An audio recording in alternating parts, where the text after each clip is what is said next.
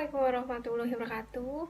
Hello everyone, I'm FILLAH MAISYAH and me and my friends Sekar, BALQIS, and RIKA, we want to presentation the article. The title is Doing a Group Presentation, Negotiation and Challenge Experience by 5 Chinese ESL students of Comedian at a Canadian university. The author is Lucinia. Keep watching, guys. Obviously, in Yingxi's group, there was a lack of confidence of speaking English in public, where they need to respond to expected questions spontaneously, as ESL students expressed in previous studies, such as Ulster 1980, Walesburg in 1993. Restricted by English-speaking proficiency, Yingxi group found it challenging to engage the class in discussion as required. Study of language socialization aims to understand how persons become competent members of social group and the role of language in the process. Language socialization holds that the children of novices are socialized through language as they use language. Language and the culture are viewed to be inseparable, and language is considered as both a major object and cognitive tools in the socialization process. This principle accords with the Fagosian view of language as an important symbolic tool and mediate the people's mental and social activities. Next, this research study is involving 3 Francophone students in an ESP tourist course. 2 marks for getting the class involved. In here, actually, Yingxu's group received 7.5 out of 10 for their presentation, and his group was the only group that did not get full 2 marks for class involvement. Mr. Guo said about Yingxu's group, so they might lose 1 mark in the grade and learning. Regarding their PowerPoint slides, they had pictures and they also made a couple of spelling mistakes on the PowerPoint slides. So this is about spelling mistakes of the Yingxu's group. They might lose half mark there.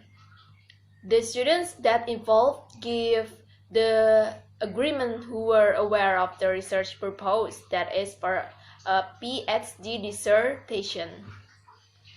So, I will explain about the methodologies. The first one are context and participants. It encourage participants to work as a group, and it had 2 sections, one of which was taught by a full professor, and the other one by part-time instructor. The 2 course instructors work closely together and sharing all the course materials. The maximum group size for the group assignment was 5 participants, and it also helped the participant to get some presentation experience. So the purpose of this assignment is to give the participant exposure to speak in front of a group. So the second are data collection and data analysis. So the major source of data were the participants' account obtained through interviews, group discussion in preparation for the assignment, email message, and personal discussion. The participants also offered their feedback of the accuracy and plausibility of interpretation over the course of this study. Findings and discussion. First, negotiation. Here intend to divide the assignment in an orderly way so that the presentation goes well. Exercises help them see misspellings on a slide, come up with better word choices, and rearrange their speech. Quote 3, for example, is from Liang's practice of the opening passage. The rehearsal also made them realize that a lot of time. They explained that they find it easier to write than to speak English because they have more time to think when writing. Second challenge.